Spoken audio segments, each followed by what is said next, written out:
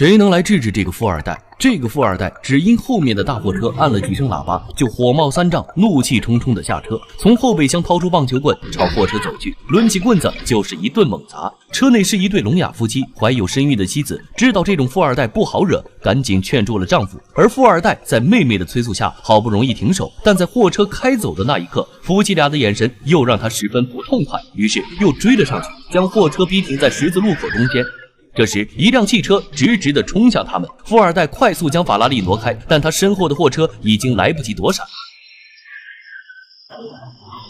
紧跟着就是一连串的交通事故，伤者一个接一个的被送往医院，其中就包含那个货车司机。但到医院时，司机已经陷入了假死状态，为他进行抢救的正是我们的男主。男主是医院里医术最高的外科医生。抢救到一半时，司机醒了过来，然后死死拽住男主的手，让他先去救有孕在身的老婆。男主安慰司机不用担心，自己一定会救下他们的。司机松了一口气，放心的闭上了眼睛，随即心跳也跟着停止了。男主连忙用电颤仪进行抢救，可最终还是败给了死神。片刻之后，怀孕的妻子也被医护人员推了进来。看到死去的丈夫，产妇冲了上去，抱着尸体控制不住的嚎啕大哭，在巨大的悲痛下再也坚持不住，昏了过去。男主赶紧把产妇推进手术室，进行了一系列检查，发现她的情况非常危险，因为车祸产生了脑水肿，需要立即做脑室外引流手术，否则可能会一尸两命。由于没有其他空出来的脑科医生，男主决定亲自来给产妇做手术，开颅、钻孔，手术进行得很顺利。就在引流管刚插上时，混蛋富二代直接破门而入，说自己的家族就是这家医院的金主，要求男主暂停手术，先去帮他妹妹处理额头上的伤口。男主虽然怒火中烧，但还是忍住气，简单的看了眼妹妹的病情，发现只是皮外伤，就随便应付过去，准备继续产妇的手术。可富二代依旧不依不饶，说什么也不让他走，还用炒鱿鱼威胁男主暂停产妇的手术，先给自己妹妹治疗。男主瞬间大发脾气，根据医疗法，暴力威胁或妨碍医生诊治者将被处以5年以下有期徒刑。如果他再不出去，自己就会报警。等富二代走后，男主争分夺秒地排出产妇的脑积水。终于等产妇情况稳定一点后，准备进行下一步时，医生主任却找来了，要求男主去给他妹妹治疗，自己会安排人跟进这个手术。没办法，在权力面前，男主只能妥协。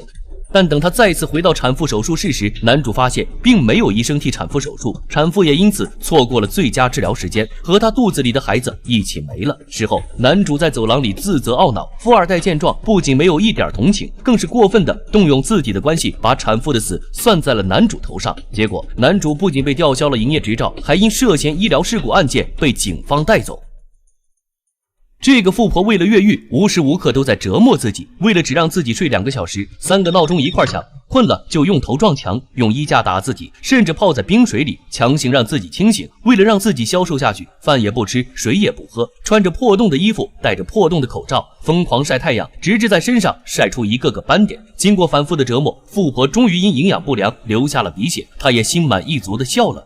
原来韩国有这样一条规定，出于人道主义，如果犯人患有重大疾病，就可以不用继续坐牢。而利用这个法律帮助罪犯合法越狱的医生，变成了有钱人眼中的香饽饽、囚犯医生。富婆就是利用这一漏洞，动用了一大堆医生装病申请保外就医，但无一例外都被识破。于是他找来了韩国最厉害的医生，也就是我们的男主。果然，男主一见到富婆，就发现了他因高尔夫弄伤的畸形大拇指，立即想到有种罕见疾病叫范可尼贫血症，就有相同的症状，所以只要弄出其他相同的病症，便可以假乱真。富婆听过计划后非常高兴，如果真能出狱，他会重重奖励男主，要钱要房随便选，就连当教授、当院长都可以。谁知男主竟然不为所动，只提出要一份就职推荐书，推荐自己到西首尔监狱当医疗科科长。富婆感到十分奇怪，凭借男主的实力，怎么会甘愿在监狱当个小科长呢？但他也没多问下去。终于到了检查的日子，富婆大拇指畸形，眼球晃动，皮肤黑斑，甚至当场流鼻血。医生断言这就是范可尼贫血症，还建议立马保外就医。可检察官依旧不肯放人，他不相信有那么巧的事。话音刚落，富婆就因呼吸困难，直接心脏骤停，当场晕倒过去。真有那么巧吗？原来在临检前，男主拿出了可以减缓心跳速率的药，让富婆吃下，可以短时间内达到心脏骤停的效果。就这样，富婆被一路送往医院，虽然身体累得要死，但能够呼吸自由的空气对她来说一切都值了。可他很快发现，作为财团贵妇，自己的出狱并没有多少媒体关注，这不应该呀。很快他就找到了原因，原来泰江集团会长的小儿子因携带毒品被判有期徒刑3年，吸引了媒体的火力。当看到这个富二代即将被送往西首尔监狱服刑的消息时，他瞬即明白了男主这次帮自己的目的，也明白了为何男主要去西首尔任职。是的，没错，男主要替聋哑夫妇复仇，也要替自己复仇。俗话说得好，君子报仇10年不晚。这个韩国富二代制造车祸，不仅逍遥法外，利用特权大闹手术室，还反咬一口主治医生，毁掉了医生大好前程。但老天有眼，3年之后，这个狂妄的富二代就因吸毒被抓了。作为财团少爷，他真会乖乖的束手就擒吗？就在囚车去往监狱的路上，一辆大货车突然出现，加速撞上去。受伤的富二代艰难地从车里爬出来，这时一辆黑色轿车赶到现场，本以为是来救自己的人，谁知从车上下来的竟是男主。在逆光下，男主朝富二代走去，手里还拎着一个大钳子。男主二话不说，拿起钳子夹断了富二代的手铐，然后撩起他的衣服。只见男主掏出听诊器，开始诊断富二代的伤情。随即男主冷笑道：“你断裂的肋骨刺穿了肺，出现了张力性继胸，恭喜你，你还有10分钟就会死掉。”谁知富二代却完全不害怕，他得意地说：“你以为10分钟过后自己还会躺在这里吗？自己才不会因为犯了这点事就去服刑的。”话音刚落，远处的鸣笛声越来越响，救护车和警察火速赶来。看样子这场车祸是富二代想借助交通事故申请终止服刑的预谋，但男主也不甘示弱，他告诉富二代自己就是来阻止他的，绝不会让他如愿的活下去。一个抬手将针头狠狠地扎进了富二代的胸口，富二代一口鲜血喷出，但这不是要杀他，而是在救他。很快富二代的肺压恢复正常，生命也暂时脱离危险。等到富二代的母亲带着浩浩荡荡的医生团队抵达时，现场早已没了儿子的踪迹。原来男主早已把富二代送到当地的一个小医院，在小医院里没有人会做外科手术，医护人员便打电话给现任医疗科科长，是否能让男主操刀。可科长深知男主和富二代的关系，便让医护人员将男主赶出去，不准手术。知道自己没有了生命危险，富二代开始嘲笑起男主来。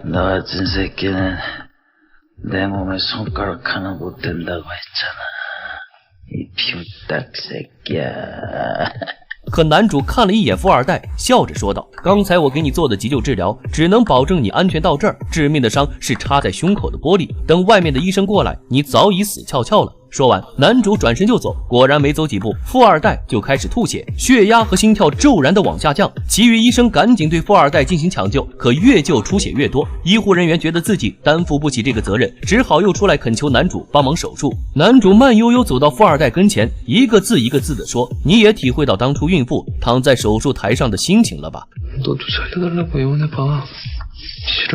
终于，死亡的恐惧让富二代流下了一滴眼泪。手术进行到一半时，现任医疗科科长、富二代的母亲相继赶来，母亲激动地呵斥男主停止手术。男主随即就用韩国医疗法威胁他们别轻举妄动。在医护人员一致同意下，他有权给病人做手术，如果有任何人阻止急救，那都是犯罪。母亲见儿子在仇人手里，只敢怒不敢言。手术进行到了晚上，男主走出手术室，成功救活了富二代。等富二代伤愈出院，还是如期被送进了西首尔监狱。犯人们纷纷对他大呼小叫，而富二代继续嚣张跋扈，一一回嘴，没有一点改变。可当犯人们看到男主时，起哄突然变成了欢呼，像是在迎接什么大人物一样。原来男主在判刑期间，在这个监狱里关了3个月。由于男主老实帮助生病的犯人诊治，因此深得犯人们的尊重。现如今，男主还凭借资深的资历，加上富婆的推荐信，又成为了这里地位最高的医疗科科长。看样子，复仇计划这才刚刚开始。好了，今天的节目就到这里，我是独立鱼，记得点赞加关注，陪你看电影。